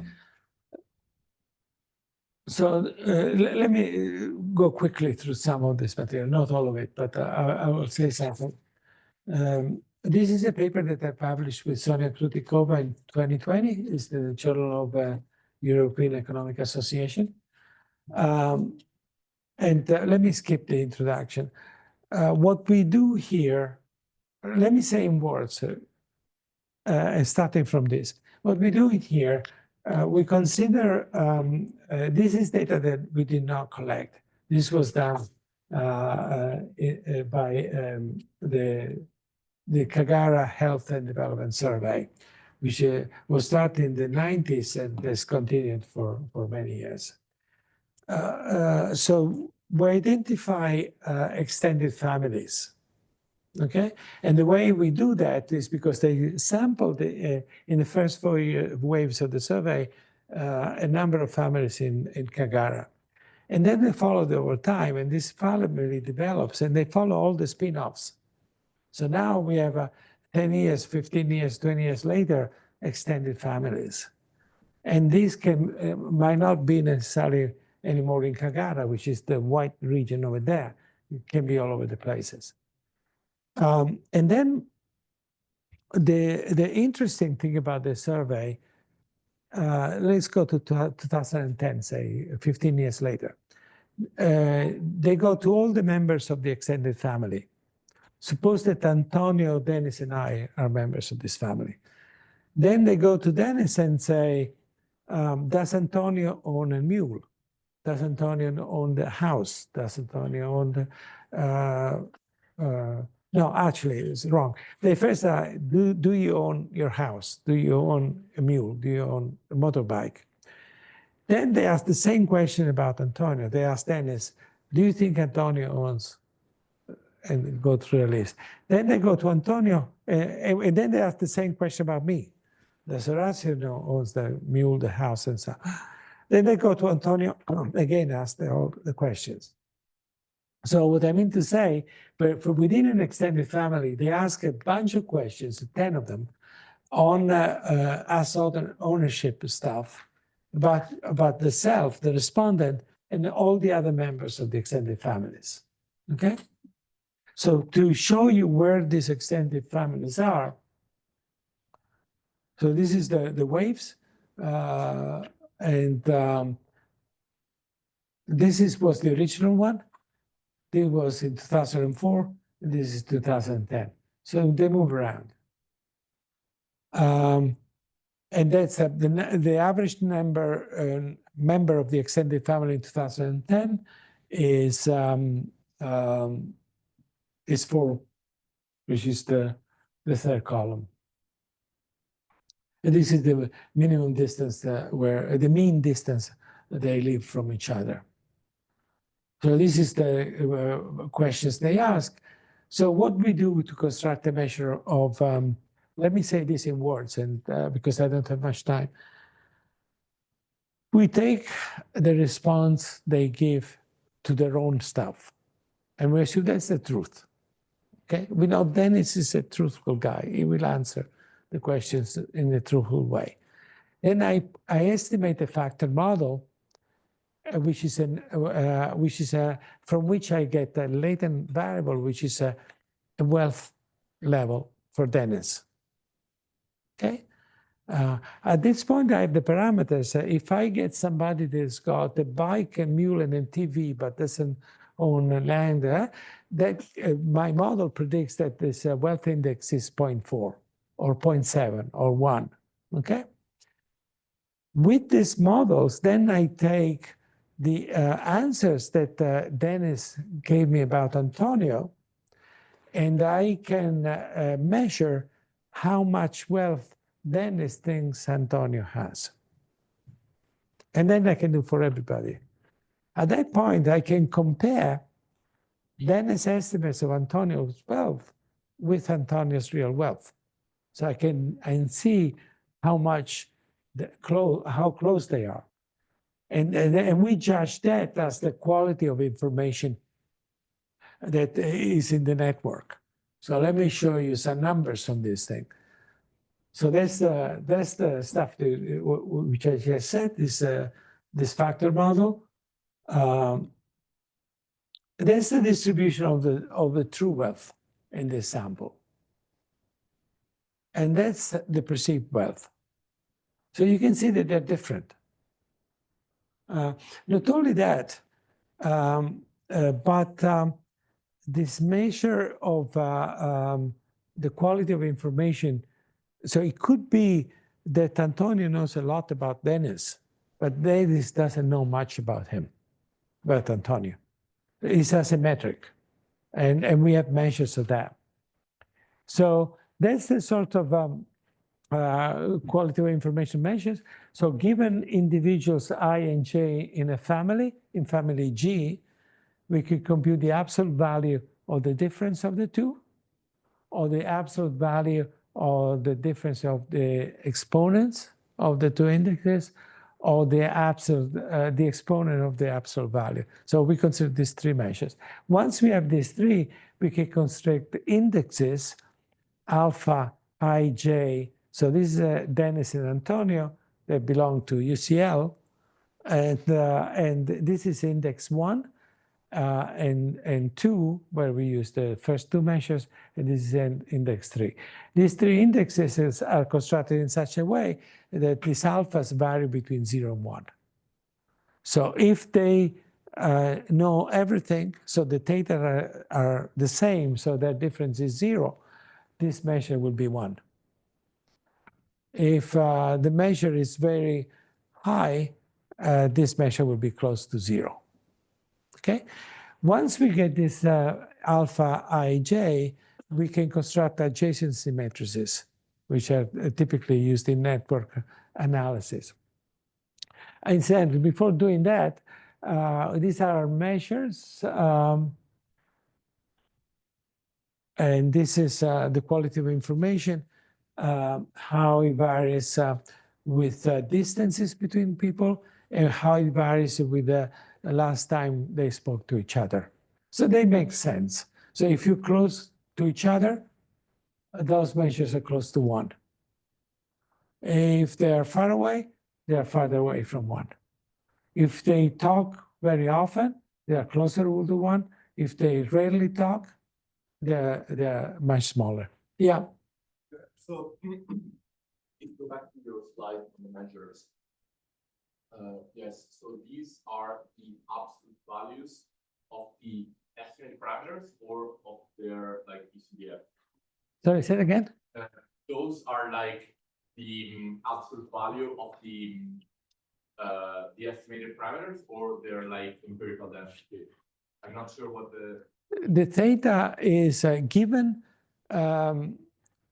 So this is the ith wealth. Yes. Given the parameters of my measuring system, Yes. this is the estimate of, this is the latent factor. That, so if Dennis has A, B, and C, but doesn't have a D, E, and F in terms of indicators, that's the estimate that comes out of the scoring. Okay, yeah, it's the loading of the. No, it's not the loading, it's the wealth, it's the latent factor. Sorry, yes, sorry, the value factor, yes. Yeah. So this is the true one. yeah. And this is this one, what Antonio thinks that Dennis has. So these to me look like a kind of Kolmogorov-Smirnov statistic, right? In a sense, they're like, so the tests you're doing on the next slide are, yes, exactly.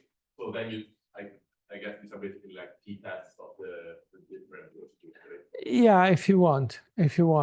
But here what I do is, that's my measure of the quality of information. I want to relate it to observable. So, you know, if Antonio and Dennis live very close to each other, then this alpha is close to 1. So that difference is close to 0. If they live far away, it's closer to 0. And the same thing for how often do they talk to each other. Yeah. Like, there it is. Okay, and then we construct these adjacency matrices. Now, in network analysis, most of the papers that I saw, they construct these as 0 1s, the adjacency matrix. The alpha, either I knows J and J knows I. They're often symmetric and they're often 0 1. In this case, we are a bit more sophisticated because we allow numbers between 0 and 1. And it is asymmetric. But given that we can construct in-degree centrality and out-degree centrality.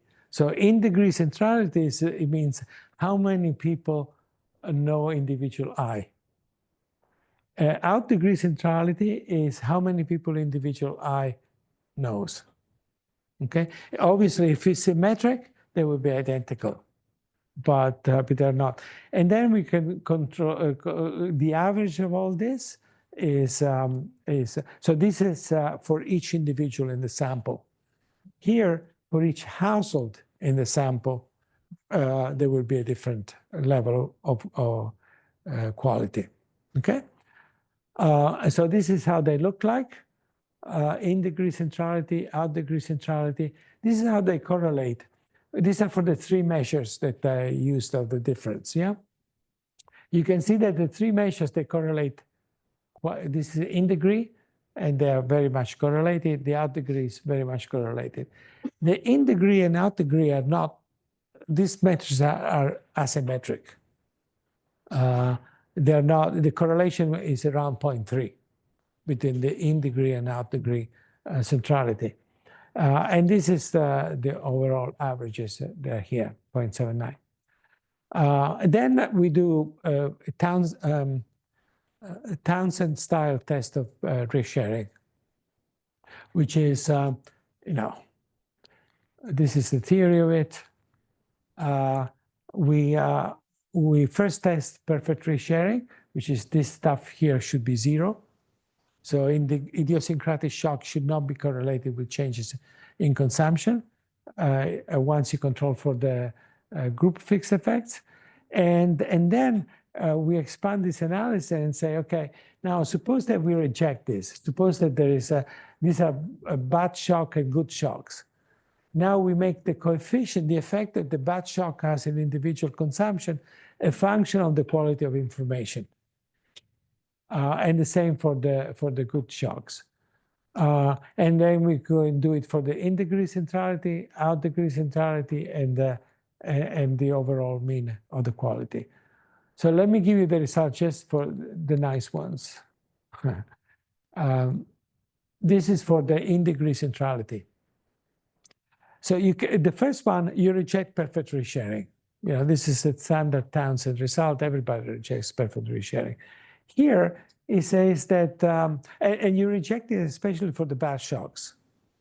So if you suffer bad shock, your consumption goes down by 13%, quite a bit.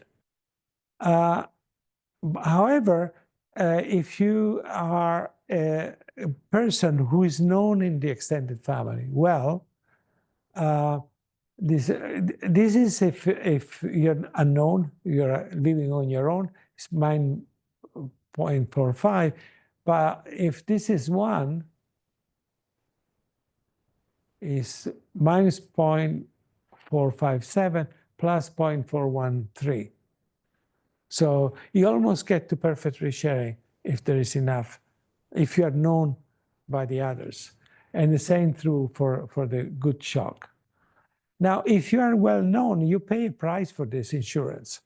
And that's the negative coefficient on the in-degree centrality.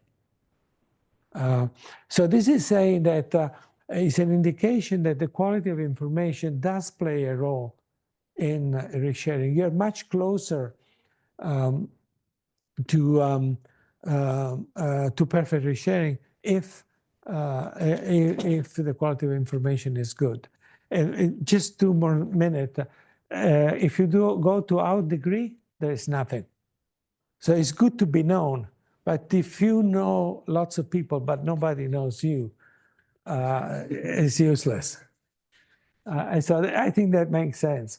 And before that, I had these results for the average level, which is, you know, already you see some actions. And then we dig deeper and we go to the in degree and out degree. So the purpose of all this exercise, you know, this is not a structural model of imperfect information, although it could be a first step towards that. But it's an example how you reject the standard model. For the Townsend test, I only need data on consumption and income. You get that and you reject perfect resharing. And then what do? You want to understand what are the mechanisms behind it. And then to do that, we collect this info, we compute these measures, which is not common, on the quality of information and see how that relates to a specific friction that prevents perfect resharing.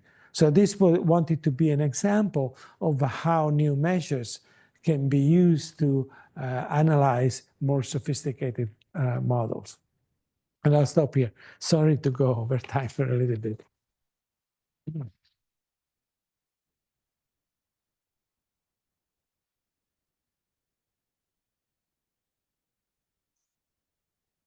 Then